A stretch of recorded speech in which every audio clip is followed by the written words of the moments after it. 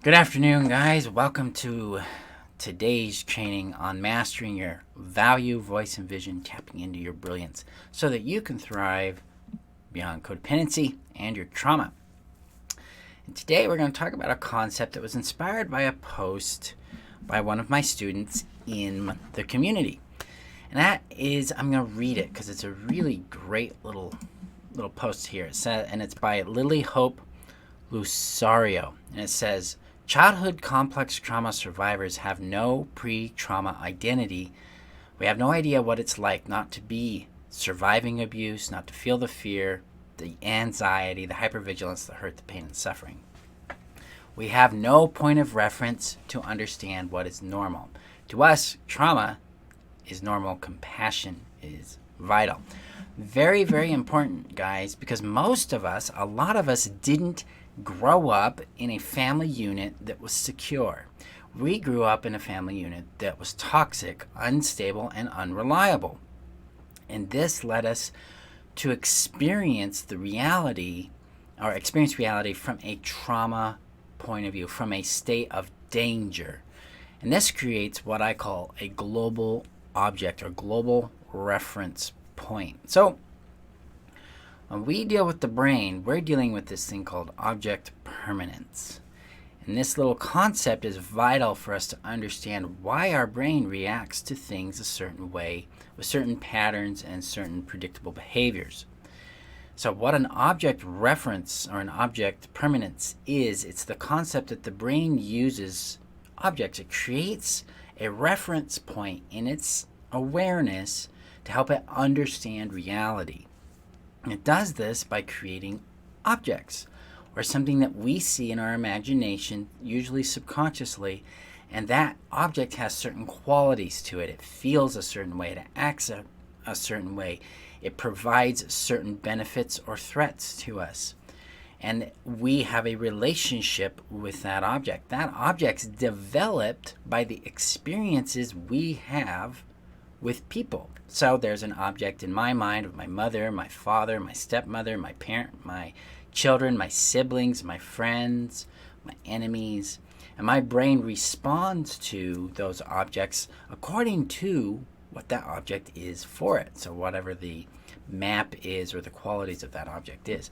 So to kind of apply this to a real simple experience we have, think about food. There's food that makes you go, ugh. And then there's food that makes you go, yum. Well, your brain is referencing an experience with that food to give you that visceral reaction. Well, that's an object reference point. And when we grow up in a toxic system, toxic family, a toxic culture, we do not have an alternative reference point towards what is safe, healthy, and normal. Our normal is that of the unhealthy, of the toxic, of the abusive, and of the codependent coping system. So our global object reference point is that the world is dangerous and we survive it by being codependent, by fawning, by avoiding, by controlling, by pleasing, by fixing, those kind of things. Let me know if this is making sense, because this is a really fundamental thing you've got to understand if you're going to heal.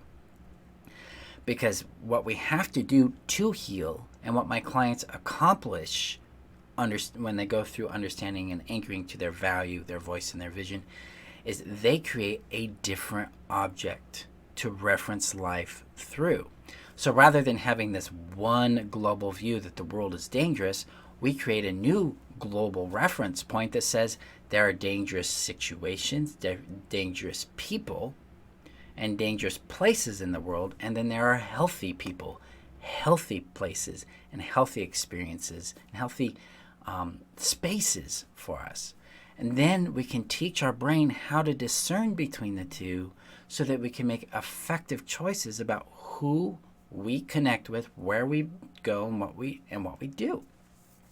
This is how we heal codependency, and we know what these things are through experience, both internally by building reference points for ourselves that nurture us, that give us a different experience of ourselves so that rather than when we reference our own personal object about ourselves, our own reference point towards ourselves, rather than feeling shame or fear or invisibility or like we don't exist, instead we feel love, we feel value, we feel confident, we feel safe, we feel secure in being ourselves. This is how we ignite our value.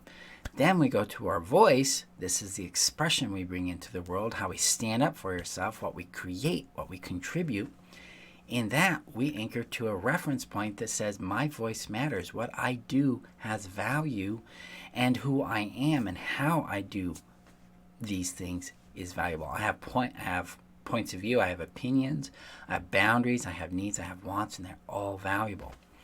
That connects us to our vision, because when we know what we want, we know our value, we know how it wants to be expressed in the world, that details a vision. And then we can create reference points for visions in our life. So it's like, here I am as a person who's confident. This is who I see myself being. Here I am as a person in this particular career. Here's what I see myself doing. See, guys, vision is always indicated by see myself doing, see myself having, see myself being. We're seeing something. We're seeing a new potential in our reality. This is how we break free of codependency. This is how we break free of needing to be codependent, because now we have a different system to use in order to access life. Because if we haven't grown up in an environment where we were loved and cared for and appreciated for who we are, we don't have a reference point to that. Our whole world's been anchored in that the world is dangerous, the world is abusive, people are abusive, people are scary, intimacy is scary, love is threatening. Chaos is safe. Anxiety is safe. Being hypervigilant is secure. We have to move into a different point of view, a different relationship with reality that says, with this particular person or situation, I need to be hypervigilant. But with this situation and this person over here, I can be relaxed. I can be safe. I can get those 10 core needs that I posted a bit yesterday about, and I'll do some trainings on here, met and fulfilled. I can know my value, my voice, and my vision, and connect with my reality through those things, so I have a happier, more fulfilling experience. This is how we do it. See, we're not stuck in the experience of being in the before and the traumatic world, right? We don't have to live there anymore. Even if it's in the past for 20 years, like it is for me, I don't have to live there anymore. I have the pathway or the map out of that, so I can see the world from a different angle and from a different valid reality. So we're not imagining these things, because the world is filled with a lot of different options and a lot of different experiences. Some are dangerous and some are very safe. Some are a little bit in the middle. And our awareness, our brilliance can help us understand those differences and then choose what brings us love or joy or play or whatever our core value is for that time.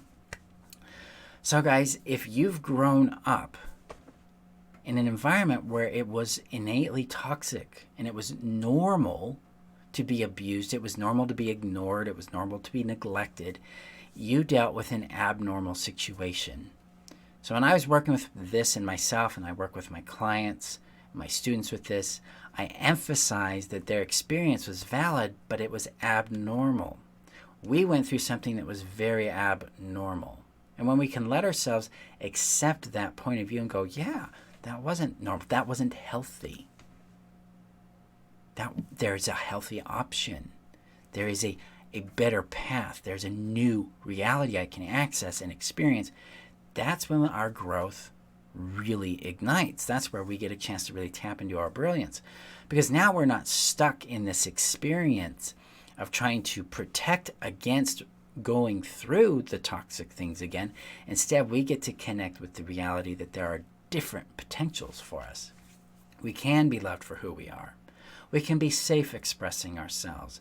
We can be safe discovering and being and acting ourselves. We can be loved for our expression, for our vision, for our value. Guys, we can come to really know that the world is also safe. right? And we have the power to discern between toxic and dangerous people, places, and things, and safe, loving, fulfilling people, places, and things. This is what it's about for us. So if you've dealt with this experience of having grown up in a toxic system and you don't know who you are before that, that does not mean you'll never know who you are beyond it. That's why I'm a big fan of my term, thriving beyond codependency. That's why I teach it this way. I don't focus a lot on the narcissist. I don't focus a lot on the toxic people. I focus on you getting in contact with you so you can start to know who you are beyond those reference points. Because there's a whole world of you out there that you don't know yet, that you deserve to know, and that is your pathway out of codependency and out of narcissistic relationships. This is why my clients don't recycle through narcissistic and abusive relationships, because they're anchored in their value. They know their voice and they know their vision. They know who they are, what their real value is, their intrinsic worth. They know the signals of their boundaries. They know when things are healthy and when they're not. That's their voice. And they know where they want to go, and they know what they want to be and what they want to experience. That's their vision. And that's how this system works. So if you're struggling with that, reach out. We'll get you into the upcoming Value, Voice, and Vision system. It starts here in January, and we'll transform your trauma into brilliance so that you can live and thrive based on a premise of happiness for you. So guys, let me know what you've got out of this training here today. And if you're really struggling with who am I beyond my trauma, who am I beyond my codependency, you can join the Brilliance Mastermind, which is open for the next week for enrollment. But also PM me. We can get you into the Value, Voice, and Vision system so you can ignite that. And if you want to take an experiment with you, because I love to give you guys little bits that you can chew on and experience for yourself, start with your value. Start listening to your worth. Open up your awareness to the brilliance within you. And how we do that is we start to look at ourselves through a lens of love. Even if you have resistance to it and you're like, I don't know how to do that, Marshall, you actually do. Because you look at your pets through the lens of love. You look at friends through the lens of love. If you've got children, you look at them through the lens of love. You look at things that you've enjoyed through that lens. Well, why not put you in that place? And if that's really difficult, then look at it through a third person point of view. Like, so if I was someone that loved me, what would I see? And that can help you start building a reflective reference point. It's like, okay, what if people told me, what in my past have people said to me that they love about me? Can I see that too? Can I let myself feel that? Can I give myself permission to feel my value without earning it, or without doubting it, or without pushing it away, just for a few minutes? And if I could do that, when would I do that? Because your value is an experience. It's not here intellectually. This is one of the big challenges we have in healing from our codependency is we've got to get out of our mind and we've got to get into our experience, which is felt through the body. It's felt through the heart. It's in the heart chakra. It's like down here. This is where we're at with this. This is what matters to us. So that's one of the big challenges with like talk therapy is it's very analytical and it's dealing with the up here in the more cognitive functions of the brain, but value is experienced in the somatic level or the emotional level of the brain. And when we get in contact with that, then you start to feel your value, which leads you to believe in it more, which changes the way you see yourself, and it translates to knowing how you want to express yourself and where you want to go, what you want to do, be, and have in your life, which should be your vision. So that's what we got to do. We got to start sensing it and leaning into it and trusting it. Despite the shame, despite the fear, despite the anxiety, even despite numbness or pain, the value is still there. And when we value the pain we've gone through, we get deep connection back to our value. Because ultimately, because we're emotional beings, we feel the most valued when our pain and our joy are honored by others and by ourselves. That's why, just throw this out there as a rabbit trail, that's why I base my philosophy of relationship based on the concept of I care about how you feel. Healthy relationships build on that premise. It's all done in consent, and it's all done with that premise of I care about how you feel. So if you've dealt with this before, this is your starting point. If you're a child of childhood emotional neglect or abuse, or narcissistic parents, or codependency, or emotional incest, that kind of thing, this is your pathway out. So start here with sensing into your value, getting in contact with the experience of you. If you struggle with that, reach out to me. Let's get you into the value, voice, and vision system so that you can master that quickly. We can get you some real healing that lasts the rest of your life. Okay? I appreciate you guys. Let me know what you got out of this by commenting below. Have a great day, and remember that you're worth knowing, loving, and keeping, and I'll see you guys in our next training. Bye-bye, guys.